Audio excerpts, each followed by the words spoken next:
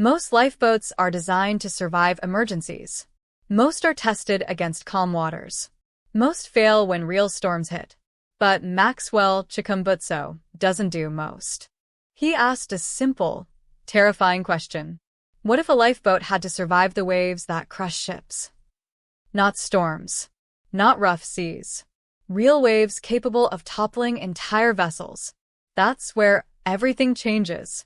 The first prototype arrived at the testing dock, small enough to look manageable, large enough to be credible. Engineers whispered among themselves. Marine experts raised eyebrows. Journalists took cautious steps forward. And then Maxwell did something almost reckless. He put the lifeboat into the water during high tide. The waves came. A rolling wall of water, churning and violent, slammed against the vessel. Every other craft of similar size would have capsized, spun, or broken apart. This lifeboat? It didn't flinch. It rode over the wave. It cut through the swells. It rolled, rocked, but always righted itself. And the secret wasn't hidden in gimmicks or weight. It was Maxwell's design philosophy. Energy is not stored. Energy is balanced. Energy is harnessed from the environment and continuously recycled. Every movement of the hull, every contact with the water, every tilt, every shift of weight, all feeding the system that kept the lifeboat upright. Engineers stared at the telemetry screens. Wave after wave hit. Momentum, resistance, tilt angles, energy flow, all stable. No external input. No additional ballast. Nothing but physics mastered. And then Maxwell did something even more astonishing. He loaded the lifeboat with passengers, engineers, volunteers, journalists. Still, it survived the waves that had capsized small ships mere moments before. The moment was surreal. People realized that this wasn't just a lifeboat. It wasn't just an invention. It was a vessel that challenged the rules of the sea. A floating proof that stability, energy, and design could combine in ways the maritime world had never seen. And as the lifeboat glided back to shore, barely rocking despite the chaos behind it, one thing became clear. Maxwell Chikumbutso wasn't just saving lives. He was rewriting what was considered possible. The next step would be even more daring. Testing in real storms. High seas. Full-scale emergency simulations. Because if one lifeboat could survive waves that destroy ships, then entire fleets could be redesigned. Rescue missions could reach farther, faster, safer. And the world would start seeing the oceans differently. The next test was nothing short of audacious. A storm was brewing offshore. Clouds roiled. Winds howled. Waves towered over nearby boats. Most lifeboats would have stayed docked, tied down, waiting for calmer seas. Maxwell's wasn't most lifeboats. He launched it. As the vessel hit open water, passengers clutched the rails, hearts pounding. Cameras shook in the wind. Journalists whispered to each other, "This is insane." The first wave hit. A monstrous wall of water that would have capsized ordinary boats slammed against the hull. The lifeboat rose, tilted, then corrected itself, smoother than a calm lake. The second wave struck, bigger and heavier. And again, the vessel absorbed the impact, redistributed energy, and stayed upright. Every movement of the water was harnessed. Every force that should have thrown it sideways became part of the system. Passengers stared, wide-eyed, realizing that nothing on the water had ever felt this safe, not even the largest rescue crafts. And then Maxwell pushed it further. He let the storm fully embrace them. Waves crashed from multiple directions. The wind whipped like knives. Spray drenched everyone. But the boat remained steady, predictable, safe. Some passengers laughed nervously, some cried with relief, and all silently marveled at the engineering genius that made survival look effortless. Back on shore, marine experts gathered around screens and telemetry. Angles of roll, pitch, energy absorption, weight redistribution. Every single metric confirmed what everyone was witnessing. This wasn't luck. It wasn't a fluke. It was a lifeboat designed to harmonize with the sea itself. And that's when the bigger picture hit everyone watching. This wasn't just about surviving storms. It was about rethinking maritime safety. Rescue operations could reach farther. Passenger vessels could navigate rough seas safely. Shipping fleets could consider self-correcting auxiliary lifeboats. Entire naval strategies, disaster response plans, and coastal safety protocols suddenly had a new benchmark. And Maxwell? He quietly collected the data, smiled, and sketched ideas for the next generation. Longer-range vessels, autonomous navigation in storms, energy-sharing systems between lifeboats. Because if one craft could survive the waves that destroy ships, then fleets of them could operate in conditions no one dared imagine. And somewhere offshore, the storm raged on, but Maxwell's lifeboat kept moving, silent, unstoppable, proving that the future of ocean travel wasn't just about surviving. It was about mastering the sea itself. Within days, clips of the lifeboat surviving impossible waves began circulating online. At first, people thought it was CGI. Then eyewitness footage confirmed it. News outlets scrambled. Headlines blared. Zimbabwean inventor redefines maritime safety. Lifeboat survives storms that destroy ships. Maxwell Chikumbutso's ocean breakthrough shocks experts. Maritime engineers debated, skeptics analyzed, and universities began contacting Maxwell for collaboration. Shipping companies panicked quietly. Because this wasn't just a lifeboat. It was a blueprint. A fleet of these vessels could transform rescue operations worldwide. Passenger ships, cargo vessels, offshore platforms, all suddenly had a new benchmark. Governments began discussing regulations, testing protocols, and emergency certification processes. Coastal cities started considering integrating these lifeboats into their disaster response plans.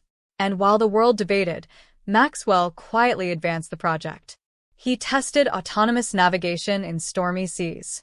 He experimented with interlinked lifeboat networks, vessels that could communicate, share energy, and coordinate rescues without human intervention. He scaled the design, creating larger models for bigger ships, smaller ones for private vessels, and even modular versions that could deploy from naval bases. And everywhere the boats went, the impact was immediate. Fishermen who had feared high seas now ventured farther. Rescue teams reached disaster zones faster. Communities previously stranded by storms received aid in hours instead of days. The ripple effect was unstoppable. Because Maxwell hadn't just built a lifeboat. He had built trust in the impossible. A floating system that didn't rely on luck, fuel, or fragile engineering. And as these vessels began to populate ports and training centers worldwide, one quiet truth emerged. Maritime safety would never be measured the same way again. Ships could still sink. Waves could still rage. Storms could still terrify. But now, humanity had a fighting chance. And Maxwell? He was already designing the next generation. Even smarter. Even stronger. Even more capable of surviving the ocean's most violent moods. Because in his mind, the storm was never the enemy. The storm was the test. The next trials were no longer controlled. Maxwell took the lifeboats into the open ocean, waters where even experienced crews refused to sail. Waves towered like walls, wind ripped through every sail and rig, and spray turned the horizon into a blur of white and gray. Passengers strapped in, hearts pounding, cameras rolling, knowing that what they were witnessing might redefine safety at sea forever. The first wave hit, a monstrous, rolling force that would have swallowed conventional lifeboats instantly. And the Maxwell design did what it had been engineered to do. It tilted, absorbed the impact, redistributed energy, and surged forward like it was part of the wave, not fighting it.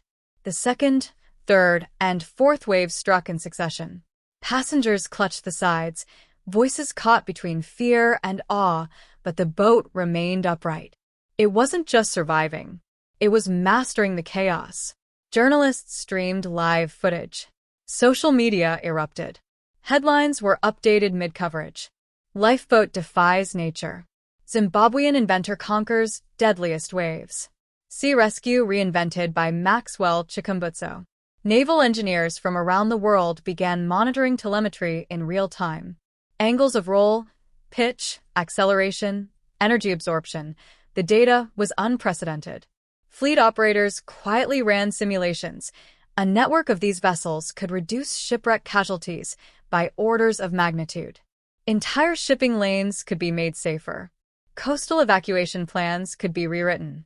Emergency response times could be slashed. And yet, Maxwell didn't pause.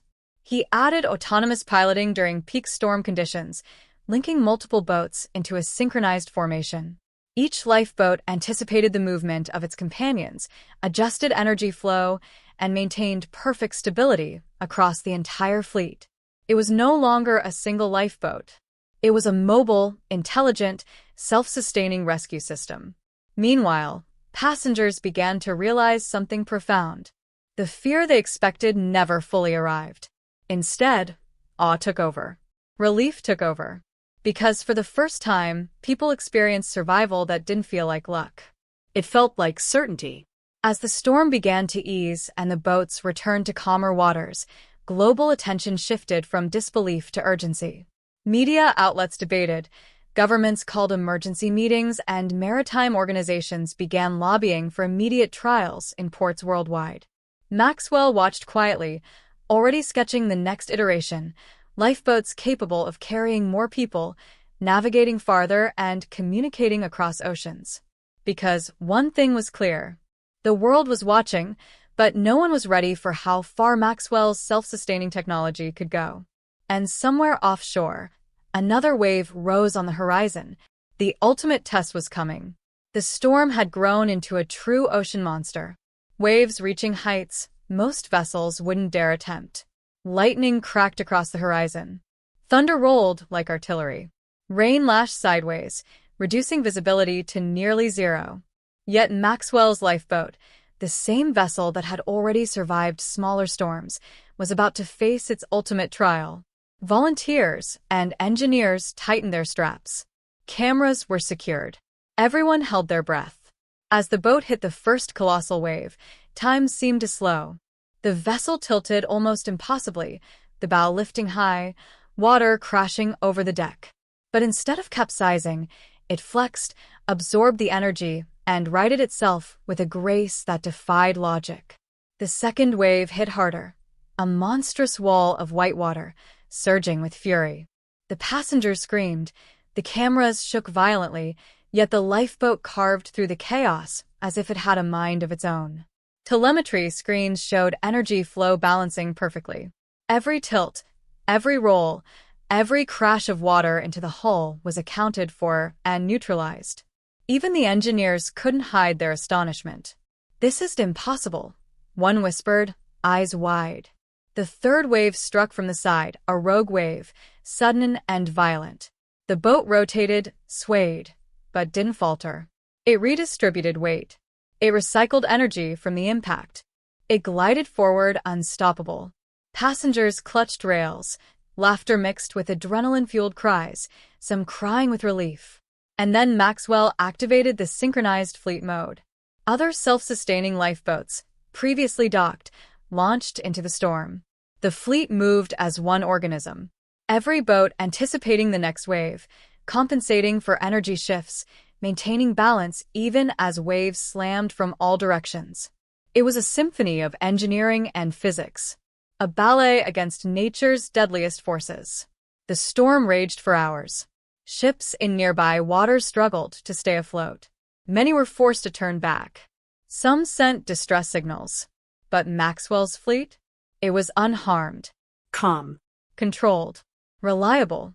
When the storm finally subsided and the boats returned to calmer seas, the passengers disembarked, soaked and trembling, yet alive, completely unscathed. News crews couldn't believe what they had witnessed. Social media exploded. Global maritime agencies demanded immediate collaboration. The world realized something profound. This wasn't just a lifeboat anymore. It was a mobile, self-sustaining rescue system capable of operating in the worst conditions imaginable. And Maxwell Chikumbutso? He stood quietly at the edge of the dock, already drawing the next iteration.